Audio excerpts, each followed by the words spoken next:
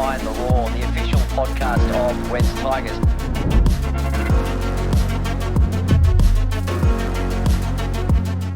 Well, welcome to our very first live podcast of Behind the Roar, the official podcast of West Tigers, where we give it to you straight, where we kick speculation into touch, and where we learn more about the people and, I guess, the stories behind this great club.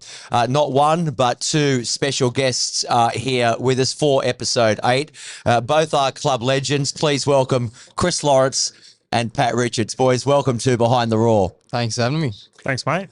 Chris played 253 games for West Tigers over 15 seasons.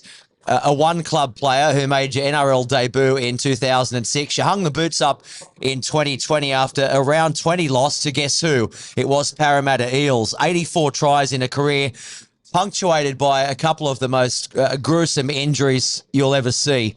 Paddy, 119 NRL games, including 82 for West Tigers across 2 stints, which strangely were a decade apart. Also played 245 games in the UK Super League, including 8 seasons with Wigan Warriors. Boys, welcome. Great to have you here, and thanks for putting your hand up to join us on Behind the Roar. How this works, we'll open up with a set of 6, okay, as we always do, just to get to know you guys a little bit better. In the guts of the podcast, we'll talk footy, and probably a little bit more footy. Then with about 5 minutes on the clock, we'll wrap up with your favourite 5, okay? So it's the first time this year we've had 2 guests on the podcast. So we might have to be a little succinct with some of the answers, but hey, if it's feeling good, let's just keep chatting about it. Those favourite moments could be memories, they could be people, they could be places, whatever I choose to throw at you. We all good? Sounds good. Okay.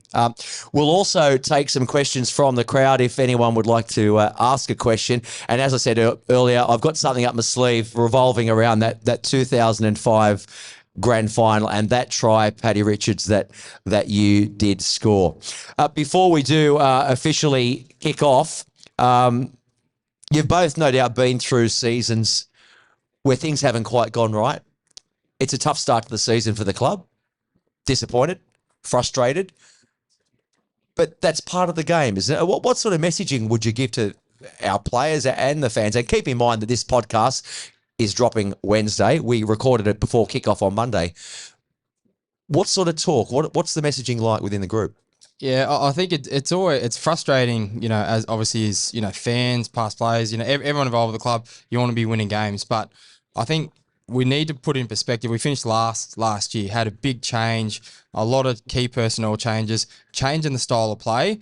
It doesn't happen overnight. And I think that would be the message for the players and for the fans as well. We want to see result. You want to see things happen straight away, but the coaching staff have been pretty honest about changing the way we play, and you can't expect a team, particularly those guys who have been here, especially the last 4 years, under a certain style, under Madge, training and getting habits of 4 years worth of style of play. And when you're in pressure situations, you revert back to your old habits. You revert back to the things that have been drilled into you. So for them to change the style of play when the pressure's on, it's going to take time for them to start playing in that manner and executing in that manner. So I think that's the hardest thing. We can see it. The effort's there from the players, but we're just not executing that. And that's as simple as that. So I think if you just believe in what you're doing and the work they're doing is going to pay off, and they're just going to have to execute. And it might be a case of they have to really just try and nail one skill at a time before they really start to again implement some of the other things. And once they do that, they'll build confidence and they'll see some results. And it's like anything, when you're put in that effort and you don't see the immediate results, it's very hard. It's like going to the gym. But, over time, you'll gradually see those long-term results.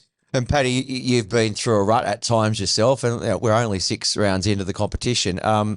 You spend a lot of time around the players at the club, as you both do. What's the chat like? What's the vibe been like? The chat's been really good. I was there over the pre-season, and the changes that we spoke about earlier have been really good. It was a fresh group. Everyone's happy. Obviously, we haven't started well, and results are what the game's all about. So, but we have to go back to what we were doing, the processes we were doing, and how we were training, and that was all good. And we've played really well in certain patches in games. We just have to play for longer periods and trust the process. I know the fans and ex-players, like Chris said, it's very frustrating because we want to just get those results straight away, but it's going to take time. We've just got to believe and then stick at it. And We just got to work hard and keep focused on the job.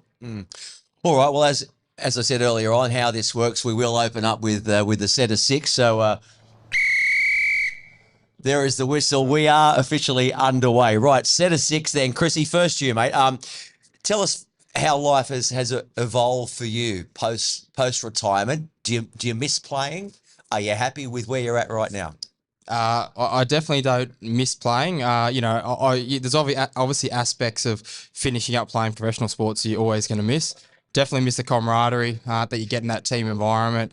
I miss the physio, the treatment of the body every day. That's definitely something I miss. Yeah. I was getting some ongoing treatment those last few years. And probably the thing I miss about it the most, that sort of point in time, that sort of first 30 minutes after you win a game, you train all the preseason, all the work you do during the week, and that 30 minutes after a game, we get to enjoy it with your teammates. You get to, have that little bit of reward for all the hard work, and then a lot of time it's then focusing on the next week. So you miss those aspects. But in terms of the actual game, the effort you got to put in terms of putting your body on the line and the contact, I definitely don't miss that. So I knew the time was right when that sort of next season, I didn't miss that at all. In terms of what I'm doing now, I was, I suppose, probably very fortunate, and as things happen, obviously, I debuted at 17, but from the outset, my parents are really onto me about making sure I, at the time, finish for my HSC and do that well and have something away from sport, and that pretty much laid the foundation for now my career after football. I was very fortunate. I started a few businesses whilst I was playing, and in particular, not one, but a few. Oh, well, a couple of failed ones. Yeah, a couple of failed ones, and along the way, I started just, a couple of businesses not knowing anything, as an 18-year-old kid.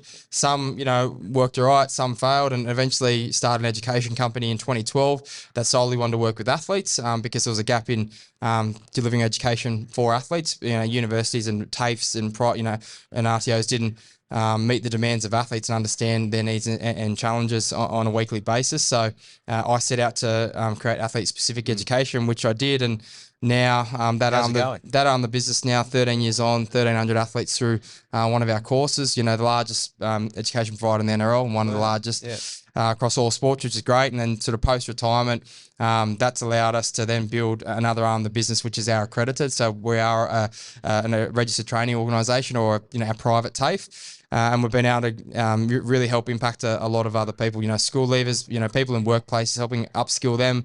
And probably our biggest growth area of the business over the last couple of years is working with job seekers, those who are out of work and who have to find the skills and the employability skills to help them get back into work. So for us, we've been able to create a model that has really worked for those learners that are probably disengaged in education, have low confidence in learning, and unsure what they want to do. We'll build a model, whether that's be athletes, school leavers, or job seekers, we know can really empower them and give them that confidence to take the next steps. So it doesn't matter whether it's in football, whether it's in life, it's about confidence. You have your confidence in your ability, you're going to take that risk and take the next step. And when you do challenge yourself in any aspect, you often surprise yourself what you can achieve, and then you learn from it and you go again. It's when you don't have that confidence to really take that step that people, struggle to reach their goals. So for us, that's the linchpin of our education model. And it's a new challenge. I'm learning on the run, going from a small team of, the business barely had sort of 4 staff when I was playing, to sort of a larger team now. So I'm sort of in the deep end and learning on the run and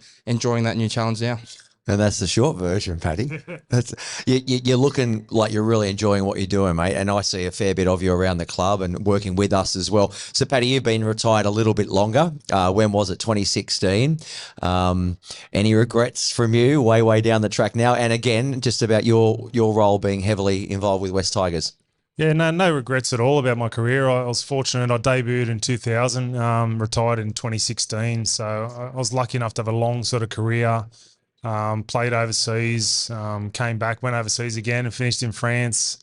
Got to do everything I wanted. Lucky enough to win a comp here and a couple of competitions in England as well. So did you learn any French when you were over in the south of France? A little bit. It was pretty hard. Français? That's not bad. Yeah. The kids went to school in France, so things like that. It was just a great opportunity. But I knew the body I couldn't do it anymore. So I didn't have any more rugby league left in me. I knew the game was passing me by, so it was easy for me to hang the boots up, and I was just proud of everything I was able to achieve. So fast forward now, I'm back working at the club now, West Tigers Foundation ambassador on a part-time basis, and Tell us more about that role. We'll talk more about it later, but I imagine like Scando, it involves a fair bit of golf, does it? well, And you get paid as, for it. not as much as Scando. He's the only player I've ever met to play golf more, and he gets worse. So I don't know how that can happen, but yeah, I love being involved with the West Tigers Foundation. It's a lot of passionate people, a lot of passionate donors. Are putting their hard-earned money into the club, and they see the great work that the club is doing as well. So they can run certain programs in schools, and we can do certain past player events as well. So it encapsulates all those three pillars of the foundation. And I'm also doing a little bit of coaching with the first grade side as well. So a bit of kicking stuff with the boys and a bit of outside back catching work as well, which Some of those high spiral kickoffs. yeah, that's been trying to get that. So look out for Adam Dewey today, and hopefully he can get a few up nice and high. But I like just having the foot in the door, but and then I can bounce out of there as well. So yeah, This is the opening set of 6, boys. It's a long one. Okay, so we'll have to shorten the carries up to maybe 3 or 4 metres at a time. Chrissy, take us back through your junior footy, just briefly, your path through to the NRL. Yeah, so I grew up at Campbelltown, played all my junior footy out at Eagvale St Andrews, lived down the road, and went to primary school at St Mary's and then on to high school at St Greg's. So just came through the system. I was fortunate enough to play through the sort of mini Magpie system at the time into West, Harold Matthews and SG Ball, and then pretty much straight from in within 1 year from SG Ball to reserve grade and then to Tigers. So, I was very fortunate and very grateful. Being a local junior, you always wanted to play for your local club, and I was very fortunate to get that opportunity. And you spent your whole career at the one club, and not many people can do that. It was a wonderful journey that you had, and we'll talk about the injuries and some of the ups and downs in a moment as well. So, Paddy, your journey to NRL, take us through how that all started. I wanted to play rugby league, but my mum said I wasn't allowed until I got to high school. So my first day at high school at Westfield Sports High, I hounded her and said, I want to play rugby league now, and she allowed me to do that. So I played for Is that right? So you didn't play until high school? Until high school, yeah. So I played for Parramatta, and then I was lucky I was in a really good team. We never lost a game for 12s, 13s, 14s, 15s and 16s. Then that side, a lot of us went over to the Harold Matthews and SG Ball, and we won everything there as well. So, it was... I loved rugby league because we kept winning. So another Westfield Sports High student. yeah, we had a lot of good young kids there, and when you're around other kids, it makes you want to be better as well. So it pushes each other along, and just competition for places, and it was just a great environment to be in and learn how to play rugby league. Parramatta, by the way, they were one of my arch enemies because I was a Parramatta junior as well. 2 Blues, right, weren't they? Yeah, Blues, that's right. We did not get on. Parramatta, Morrison, Cabramatta. Away from footy, Chrissy, in your spare time, not that you have a whole lot, what are some of the things you like to do? Yeah, at the moment, not a lot of spare time. I do like my golf, and I drive past the golf course every day home from work, and think I've got to play golf next week, and never get a chance to do it. But to be honest, mate, I spend a lot of now my downtime with my family because, again, a lot of long hours building a business, and I love it. So, I just try to spend, obviously, every minute I get away with the family, and then I really enjoy being able to come to the footy and just enjoy it for what it was. When you're playing, a lot of times when you watch other games, you're always analysing because you're in the game. You got to play certain players and teams. So I just, as a fan, enjoy watching all footy. Do you both, and this is off script, I'm going down a bit of a different path here, but do you ever sit back and knowing the game so well, knowing the club so well, do you ever think like maybe, or do the coaching staff ever say, hey, give us your thoughts on a few different areas? Or do you feel that's something you don't want to encroach on? I think for me, and I think Paddy can jump in a sec, because he's obviously there doing some coaching on the field. Obviously with the boys there now, and I've been just catching up with them and just having conversations just loosely about everything. And it's not just because they're coaching, but we always have conversations previously about different games and things players have done and just tactics and things like that. So not so much giving advice, just the conversation about football in general, about if it's a game on the weekend, of what happened and what could have worked or what didn't work. So Paddy probably... Yeah, because I'm still involved, I suppose, with the coaching staff. They're great. Tim, Robbie, Benji, Dave Ferner as well, and they're always open to ideas, and that's how you grow. Someone might see something, and you might just take a little bit of it, and it might just change the way your thought process is. So, yeah, a number of times this year I've had just loosely conversations like that, and they've taken it on board. They might work or might not, but it's just always about challenging something, and you might see something different. Ruck infringement. Okay, it's a 7-tackle set, boys. We've got one more left in this. I put the arm up, but there is a ruck infringement. So, Chris, Rowdy. That's the nickname. What's the backstory to it? Well, I was still in high school when I first debuted. So, pretty much I was. Well, I wouldn't say I'm a shy person, but I was very much, you had to earn the respect of the older guys, and that was what it was back then. And that sort of into my second year, I missed the pre-season because I was away on the Australian schoolboys. So again, that's when you get to build those relationships. And it was pretty much only, I think, halfway through my second year, and probably played like 20 odd games, and I started to feel like I'd earned my spot in the side, and just started being me and started, talking and chatting, and I probably said 2 words in close to 12 months. And then Benny Gallier, and then Benny Gallier just piped up and goes, "Pipe down, Rowdy. You've been a bit loud." So, Benny Gallier. And so I credit Benny Gallier for that. I can't ever see. I can't picture you being lost for words, Chrissy.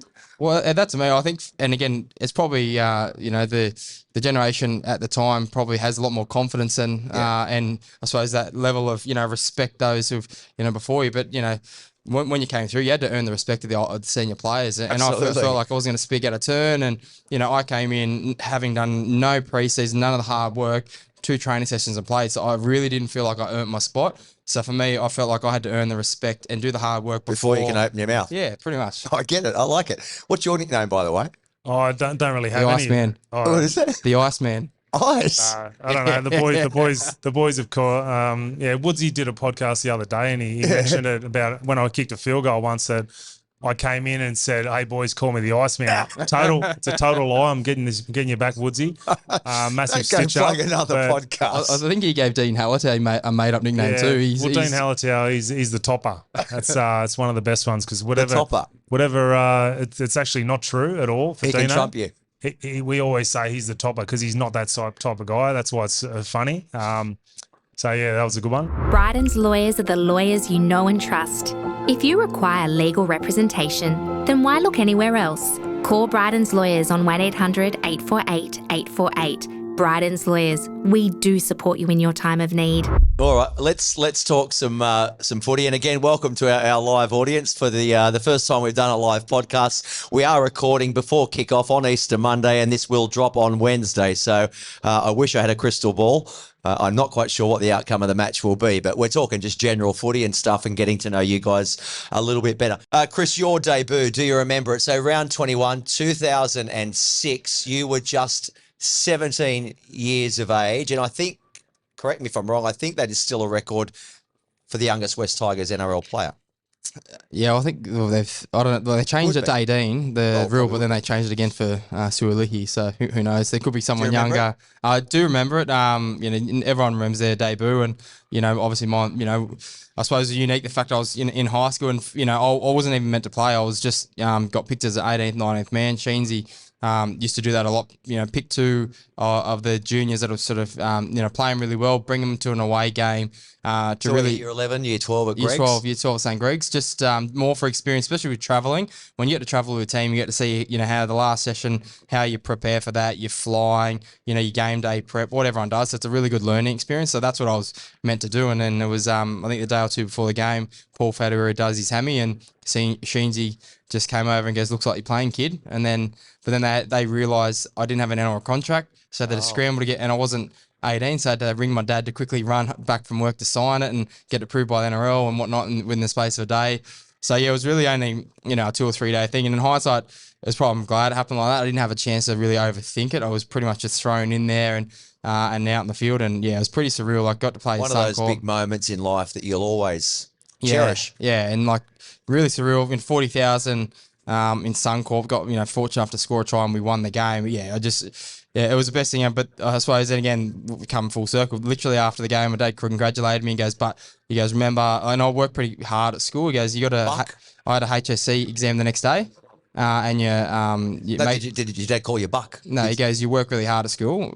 He goes, make sure you you work. You got your HSC exam or trial exam the next day.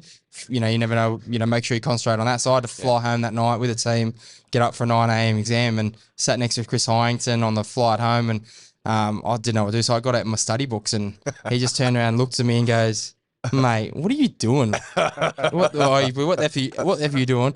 He goes, "Put that away, mate. Enjoy your first win." And just giving it to me because I'm trying to study on the flight home. But So he couldn't give you a beer because you're only 17. no, I couldn't. Actually, funny story about the first Mad Monday, old Hot Joe. So I wasn't 18, so I was like, and we're still at school, so I didn't obviously go to Mad Monday. And then had the sports coordinator come up to me at lunchtime and go, "I got an interesting phone call."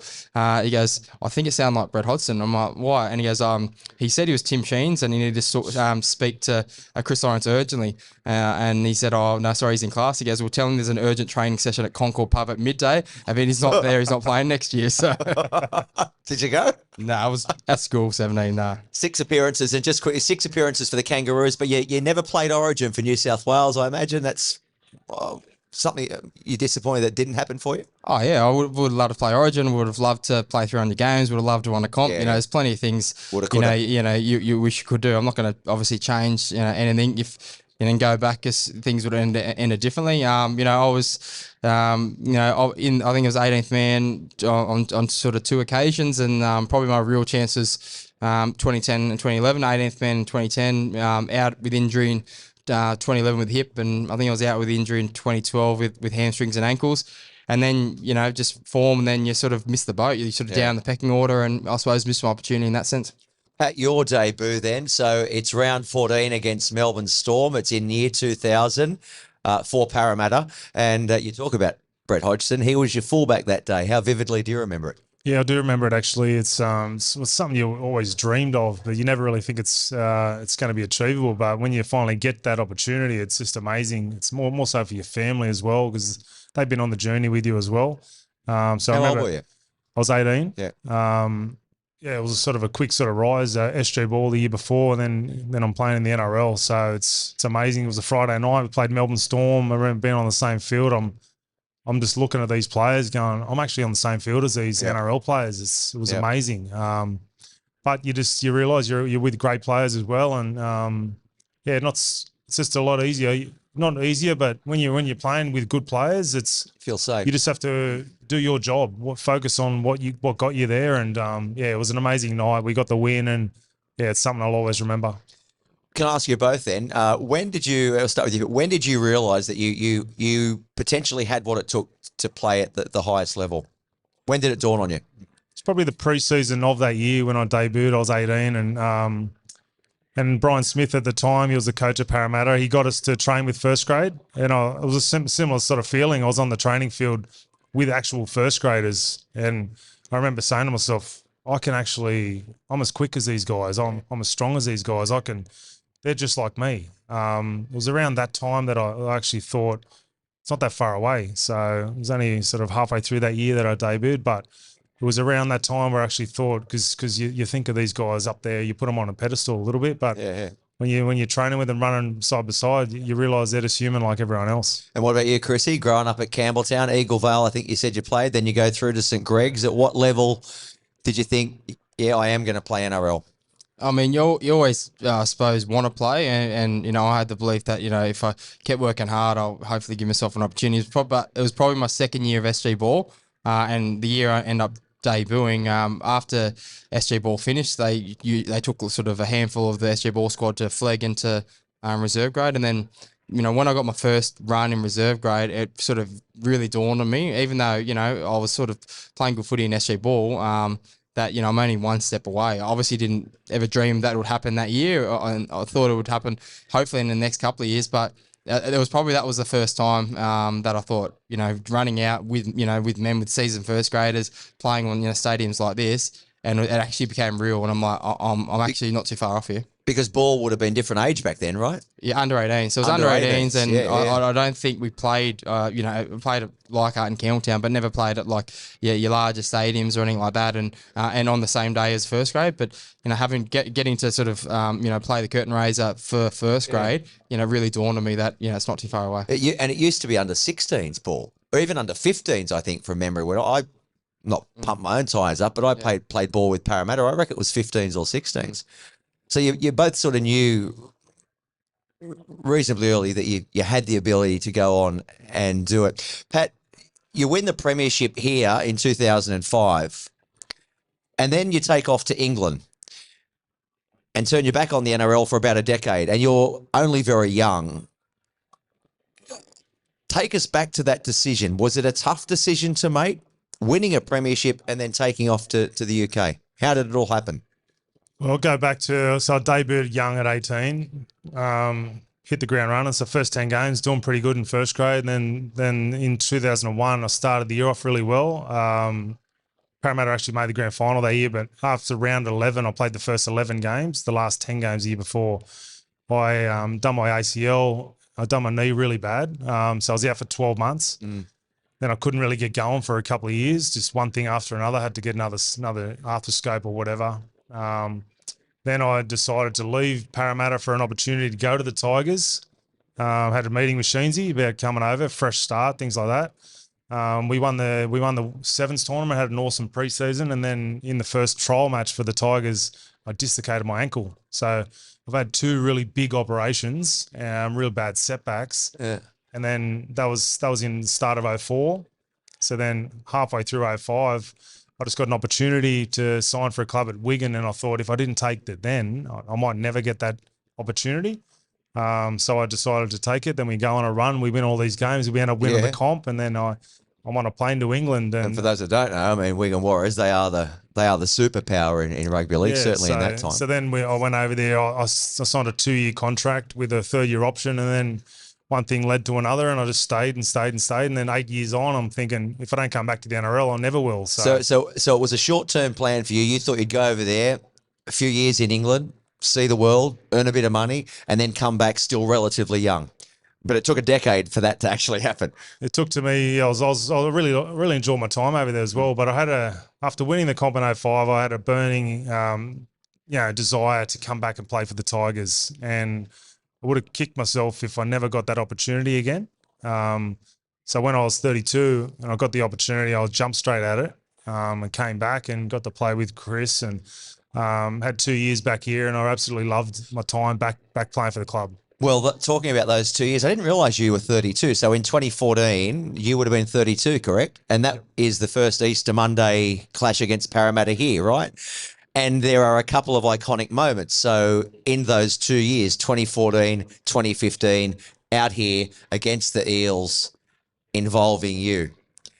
Let's talk through those if we can. So the first Easter Monday match against the Eels, that is your first season back at the club. So you took a crucial intercept. I think you ran almost the length of the field. Then you kicked a very big penalty goal from 45 or 50 out. It's probably 60 or 70 out these days. That was from halfway, because I remember we got the penalty. They went for a short kickoff, I think, and we wanted to run the clock down a little bit. And Robbie said, "What do you want to do?" I said, "Well, we'll take the 2." So we just chewed the clock up a little bit, and it went over. So yeah, it was great moments, and I remember that. It was about 50,000 here that night. Brooksy hit an awesome field goal. The fans were amazing. It was a special night. Can I ask you, and as a goal kicker, and this is again just off track, how on earth, right? And I don't know how you kickers do it. How on earth do you block the crowd out when they're baying for your blood, the opposition, whatever, trying to put you off, banging on the fence, and you're trying to focus on everything you need to do? I love that more. If it was 50,000 out there doing that, I absolutely love that more than if I was at training and there was one guy standing over there. He would just annoy the hell out of me. Yeah, right. I would just start spraying the ball and just worried about one person.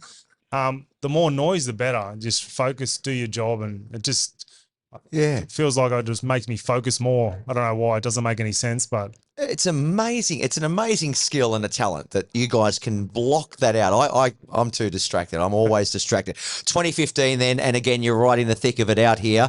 That try assist to James Tedesco. So you kick the ball while being tackled over the sideline. I think that you then scored a try of your own, and that was your 100th NRL appearance. it took me a while to get that 100 games after going to England for 8 years. It's probably the longest 100 ever. It might have been, actually. But yeah, I remember trying to take the winger on the outside, and I think it was my last year in the NRL, and obviously he didn't have the most pace in the world.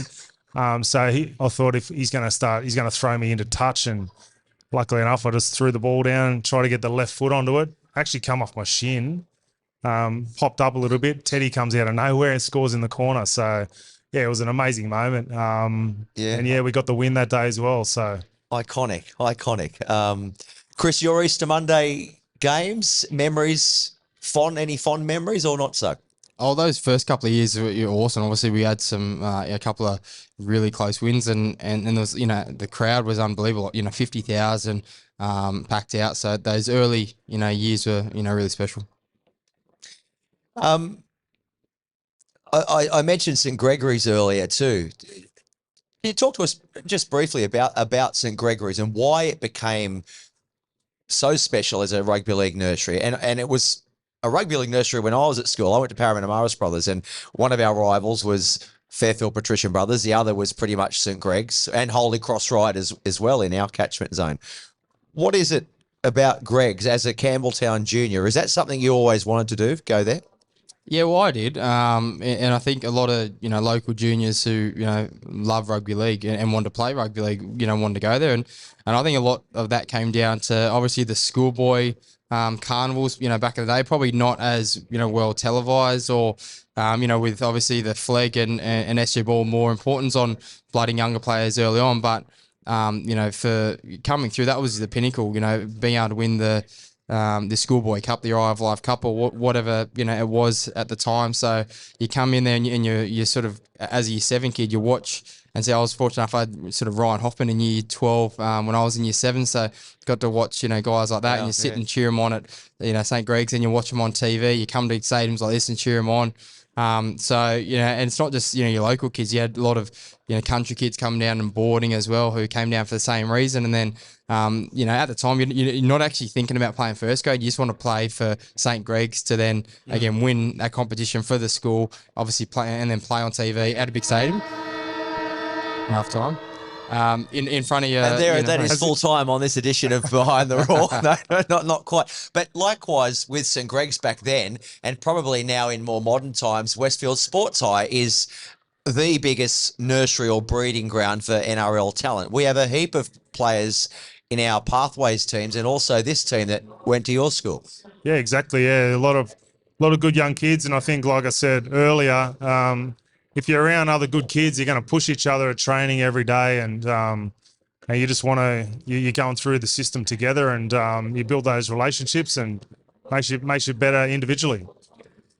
I did say we'd talk about the injuries, Chriso, and I think it's probably something you've been asked before and you maybe like to block out, but you suffered 2 of the most horrific injuries one could ever imagine. Won't spend too much on it, the detail of it, but I can only think it must have rocked your life, not just as your career. The dislocated hip, firstly, in 2011, that was against Canberra. It was at Campbelltown. Do you want to relive that moment? Let's not relive the moment, but let's talk about the path back, because you made your comeback later that year. Well, can I just say that he won't say this, but if anyone else had those bad injuries like Chris, they would not have come back, even after the hip and then the face. The way he came back was unbelievable, and credit to himself to have had such a long career after that. The hip was pretty tough, wasn't it? Thanks, mate. I'll slip you that 50 after this for looking after. Yeah, look, hip was more painful. I remember, I think it was Andrew Leeds at the time, came up and said, "Oh, what'd you done?" I said, "I've dislocated my hip." I remember. And he goes, "Are you sure?" And I'm like, "Yes, I'm effing sure." It was so much pain. But at the time, I was just I think I even said I might have, I've been on the green whistle, but I said to Sheensy, I think when he came in, I'm coming back this year. I'm going to come back, and I just had to sort of have that mentality. I'm going to come back that year, and I was very fortunate to have a lot of good people around me. Peter Musa, who's head of high performance now, I was working really closely with him.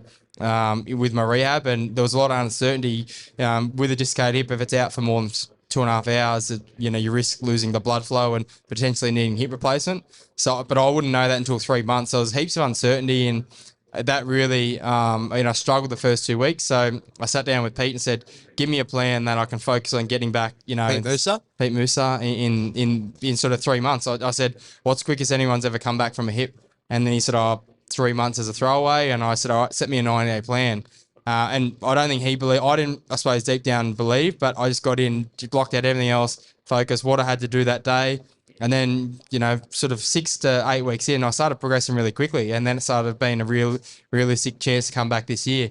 And I was fortunate enough to come back and play. Probably came back a little bit too soon. Did a hammy just before the finals, which wasn't ideal, but at the back end of the year, went on and played 5 test matches and played winning a Four Nations final. So I was, I think for me that really helped my mindset to really overcome anything else. And then with my face later on, I really believe if I didn't have the hip, I wouldn't have been able to overcome even, I suppose, mentally the challenges that face if I hadn't actually learnt some of the lessons and knew I could get through a really tough challenge. Well, I'll just step in there with the face. So that's 8 years later. I think it's pre-season in New Zealand. You fracture your nose, your cheekbone, your jaw, smash your teeth, and it was described by some as injuries you might see in a horrific car accident.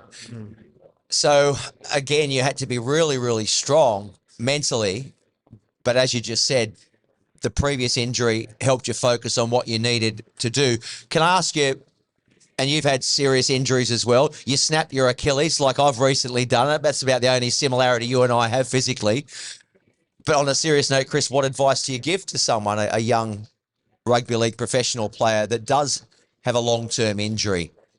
What's the trick? What's the secret? I think the secret is, especially when it's your first one, it's always the uncertainty, what's this going to mean? And when you haven't gone through something, especially an injury really difficult, it's hard to see the other side.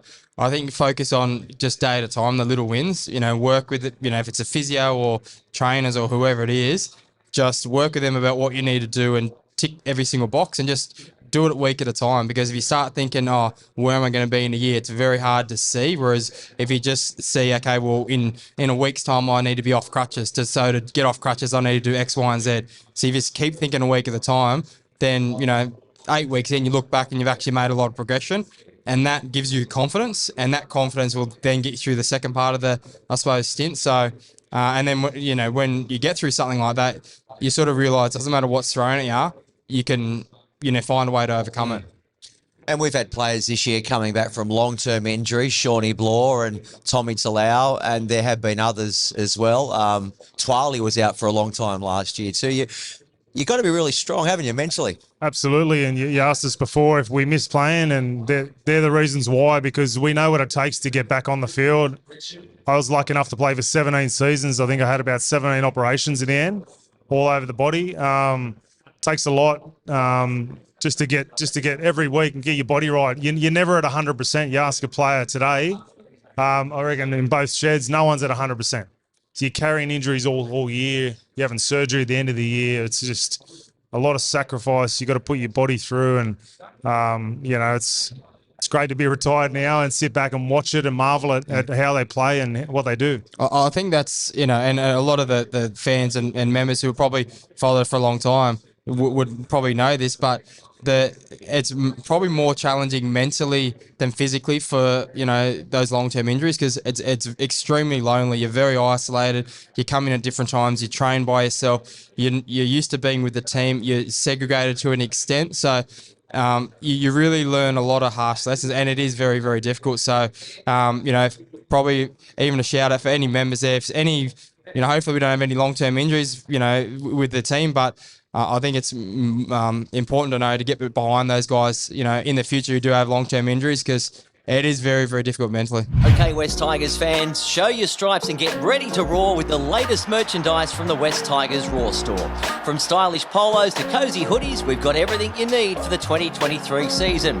With a range of sizes and styles to choose from, you'll find the perfect item to fit your personal style. Whether you're heading to the game or you're just hanging with mates, the West Tigers Raw store has got you covered. So why wait? Head to the Raw store today and show your stripes. We're getting towards the end, and you guys probably can't hear much of this because of that, so we might go and just tell the ground announcer just to zip it. We might do some questions from the crowd, then we'll do our final favourite five, okay? And that will sort of draw a close to this episode of the podcast. Anyone out there in the crowd, questions from the crowd for either Chris or Pat? Anyone want to put your hand up? Or would anyone like to volunteer to call that magnificent try back in 2005? Anyone at all like to do that? You can come on up and do it. I've got a microphone up here. Can we relive that moment from 2005 just so we can let our audience know what we're looking for here? It's a bit tricky with the music out there. But 2005, Benji Marshall was obviously very heavily involved in that try scored by Pat Richards. Do you all remember that? Do you remember that try? I've got the script here of what the commentator said, and we might even just play it, but I don't know if you guys can hear it. Put him on his back. Thurston, right foot kick, down the ground, into the in goal almost. Hodgson cuts it off. Hodgson taken by Norton. He took him late. Marshall skips away. Marshall skips away. Marshall's still going. Marshall's got Richards coming up outside. Now inside. Richards pursued. He pushes Jensen away. Pat Richards has scored a magnificent try. Length of the field You stuff. can watch it time and time again, couldn't you? Time and time again. So, Except if you're Rod Jensen. no. So that was Rabs back in 2005. I've got the script here, the words that the commentator used. If anyone would like to have a go at calling that try, come on, it's only a bit of fun. Tyrone, come up here, Tyrone. Right, come here. Right, here's the script. Tyrone, Pat, All right, buddy. Chrissy? Sorry, nice to meet you, mate. you play footy? Yeah. Looks like you do. Oh, I think so. what have you done? I broke something called like a scaffold or something like that. Scaffold, yeah. I 6 weeks. fractured it. No, you'll come 8. back. 8 weeks. You'll come back bigger and better. Enjoy the rest, yeah. Make sure mum and dad and all look after you and feed you those Easter eggs and all that. Here's the script, right? This is what Ray Warren said. Marshall skips away. Marshall's still going. Marshall's got Pat Richards coming out outside. Now inside. Richards pursued. He pushes Jensen away. Pat Richards would score. Has scored a magnificent try. Length of the field stuff. Awesome work, mate. Come on, who else wants to come and have a go? Anyone else want to come and have a go? Come on. What we're going to do later in the year, we're going to hopefully get Rabs on the podcast, and we're going to ask you guys to DM us and send some voice recordings of this through, and Rabs can decide who the eventual winner is, all right? We might even get him to reenact the try. What do you reckon? Sound like a plan? I'm not Rod Jensen. Who's going to volunteer to be Rod Roy Jensen? Jensen. Any others like to have a go? What about, come on. There was movement there? No, he's gone. Righto. What about Kian? You want to have a crack at this? No. What about Paddy Richards has a go at being Rabs? I've just lost my voice. Come on. No, you can't do it. Okay, we won't do that. You give it a run. I can do it, but I've probably got a bit of an advantage with the DNA, like the genetics. Come on, give it a go. No. Maybe later in the year. We're in the home straight. We are in the home stretch of episode 8 of Behind the Roar. So it's our favourite 5, boys. Favourite 5. And you don't know what I'm about to throw at you. That's the beauty of this. You haven't seen my notes. So firstly, Paddy, from you, I want your favourite movie, your favourite band, and your favourite food, okay? Movie, band, and food. Movie, Pulp Fiction, band, Oasis, and food, Italian. I reckon we're on the same sort of We got page. it? Okay, let's go. I like where you're coming. Righto, Chrissy. Movie, band, and favourite food. Oh, I couldn't land on one movie. I say any Will Ferrell movie. Band Coldplay. Food, a seafood pasta. Seafood pasta. Yeah, specific. Yeah, What seafood. sort of seafood? Oh, I think if you get anything with prawns, Prawn crab, linguine. linguine, yeah. Carbonara, not the carbonara, So with a bit of white wine, garlic, yeah, beautiful. or the I'm mussels. getting hungry. I know. There's only Marinara. You like the marinara? Marinara or anything seafood. Yeah. What about those sensational. mussels you get? Those little mussels, yeah. with the Just in the chop it garlic up. and chili and a bit Yeah. of wine, crusty bread roll. Yeah, just get garlic bread to dip in the sauce. Oh, what about the sensational. food in the south of France? Did you have a beautiful. cassoulet? Yeah, I did. Mate, I loved all the food over there and the wine. You go to some place, you just get the table wine and Well, they're having wine for everything's- breakfast almost, aren't they? and espressos and cigarettes, and they're not fat. You weren't chuffing down over No, there. I wasn't. But that's what the French cuisine was But like. then the length of life over there, the Mediterranean lifespan They is must longer than us. be doing something right. It's the wine, it's the garlic, it's And the the sun. onion, it's the tomatoes, it's the sun, Yeah. and the wine. Did I say the do it wine? again. Okay, favorite moment in rugby league. Pretty hard to go past that. I'm being serious. So 2005, I was in year 11 playing. Obviously, coming through the West Juniors, and I was a Tigers fan. And to watch that was magical. Hard to beat, to beat. And you may well say the same, Paddy, but this can be anywhere, can be in the UK. You're over there for more than 10 years or whatever, so I understand that because I went over there for a while and you sort of do fall in love with the joint. So it can be anywhere. Favorite moment in rugby league? Well, like you said, I was young in 2005. Then I went overseas and I was lucky enough to win grand finals at Old Trafford and Challenge Cup finals at Wembley. But I'm always tied to that moment here with Benji and scoring that try and win that comp with the boys in 05. So I can't go past that. It's such a special moment, and to be involved in it was very surreal. I thought you might say that. Marshall skips away. Are you sure you don't want to have a go at that? Told you that voice. I need a lozenge or something. Okay. We won't get you today, but we will get you at some point. So this is not your favourite. This is a little bit different on the other flip side of that coin. Who was the biggest pest you ever played with at West Tigers? Bryce Gibbs, Liam Fulton, Bo Ryan, Daniel Fitzhenry in a four-way tie. Let's say one. No, Can you narrow it down? I couldn't split all four. Scando said a the similar couple of them thing. as well. I didn't play with Bo, but the other three were exactly who I would have said: Daniel Fitzhenry, Liam Fulton, and Bryce Gibbs. Awesome fun to be around. If it's not happening to you, So Very entertaining if it's someone else. Yeah, I think I've never seen the boys sit and enjoy an ice bath when they had those three there because they just entertain you with pranks to other people, and yeah, it's good fun.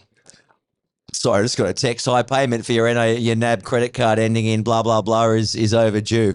Why do you keep sending me that sort of stuff? Hey, how did Sheensy manage those personalities? The ones you just I talk think about. just let them run. I think the one thing Sheen was really good. As soon as you cross that white line, it was serious. And it took the credit of those guys. They were probably the hardest workers. You know, they trained the hardest, competed the hardest on the field in the training field. As soon as that sort of whistle went on the training field and that was the session done, it was just back to relaxing, mucking around, and that was the same as soon as you walked in the gym. So I think just understanding that, and those guys, to their credit, did that, and I suppose that's how I managed them. Sheensy's been around rugby league for 50 years. He knows you need guys like that in your team. You need to create an environment where people want to turn up and be happy and have a laugh. And we spoke about how hard and challenging rugby league is, but there's also some great times, and they're the things that we miss probably the most of being retired, are those funny moments. And that's what rugby league's all about. So to have those guys in your squad, you want to get them, and you'll have a happy group. Train hard, play hard, be a pest hard. Who would be a couple in the current squad, you reckon, which would sort of fit that mould? I don't know. That's all right. You're not Well, speaking we out. got They them won't trying- know trying about to this. think. These guys won't tell them, and they're Yeah. probably not going to listen to the podcast. I'm trying to. I think NATO. Yeah, I think NATO- NATO's a bit of yeah. pest. Dane NATO's got a Laurie bit as of pest well. in him. Dane's got a bit Dane. of pest in him. Who else would be? I wonder. Joe can be, right? Yeah. Joe's got a really dry sense of Say humour. even Appy would be as well. Yeah. Yes. So And Clem, Well, I was going to say, Clem, I reckon he would definitely have a few pranks up his sleeve. wouldn't it be nice, boys? So this is, as I said, again, it's recorded before kickoff on Easter Monday. You'll be listening to this now throughout the week. Clem's 200th game. And win, lose or draw, what would it mean What would it mean for him running out? Oh, it's a huge moment for Clem. I mean, 200 games in the front row, the way he plays. Yeah. And he's still quite young as well. So he's got a lot of good footy in front of him. But to get to that and the way he plays, and I think he's been a great addition to the club this year. He's really bought into it, and he's really led from the front. So, yeah, I'm looking forward to – I know this game is going to be shown after the fact, but hopefully we get the win today and he can have a nice, successful West Tigers career. I interviewed Clem during the week for some of the stuff you'll see on the big screen out there later on today, and it was really emotional. He is a bit emotional, isn't he? I started tearing up almost as well when he started talking about his kids and the journey that they've been on. It started because I'm a bit like that too when you start talking about your kids, right? Yeah, he wears his heart on his sleeve, Big Clem, doesn't he? He plays exactly the same. So, yeah. But he's a gentle giant. He's a giant. He's a softy inside. We've gone off track again. Yeah. Can someone tell me to stay on track? We're running a little short of time. Thank you. Stay on track. Right, both of you, your favourite game when everything just seemed to click for you?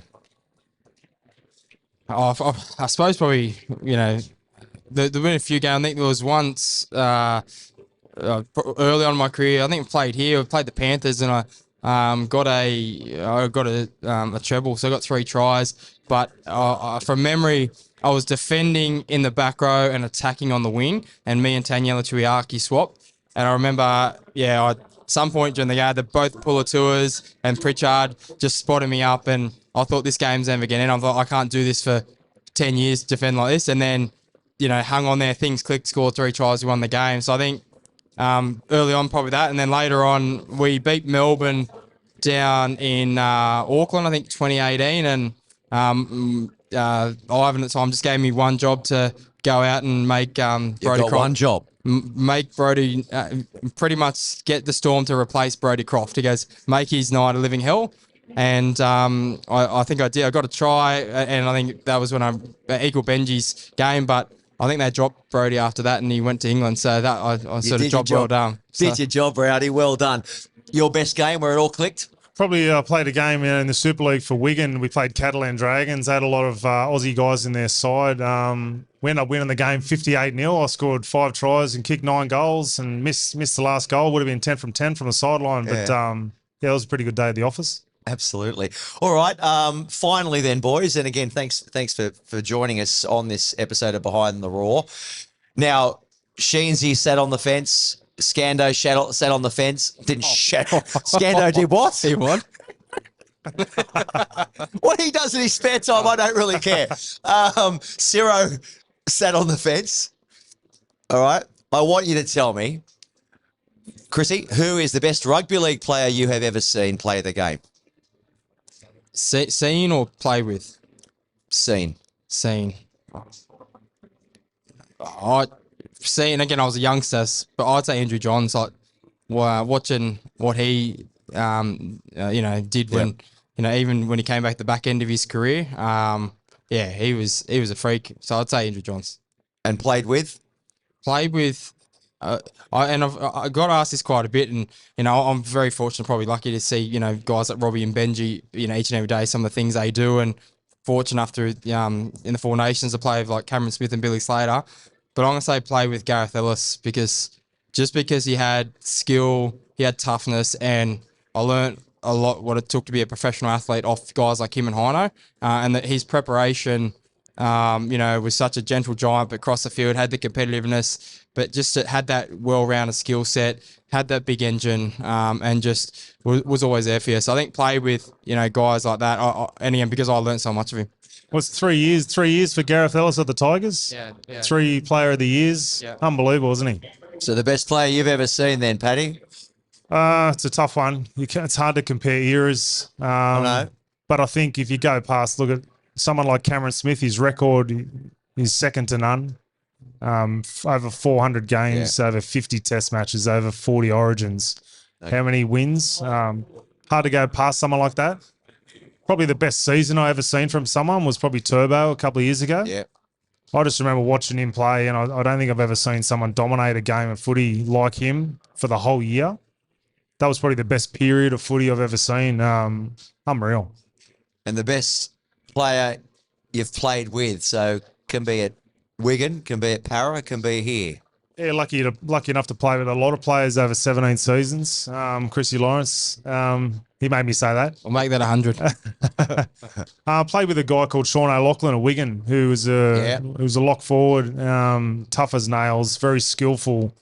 And I played eight seasons with him and played a lot of good footy with him. And similar traits to what you said about Gareth Ellis. Yeah. He was very, very good. He had plenty of opportunities to come and play in the NRL, but bit like Chris, he stayed at Wigan his whole career, and there's a lot, he speaks volumes about people like that. He's from Wigan, so I'd probably say him all up. But yeah, there's like Benji early on, he was unbelievable. You can pick little parts of players as well. So, but overall, it was Sean O'Loughlin for me. Sean O'Loughlin.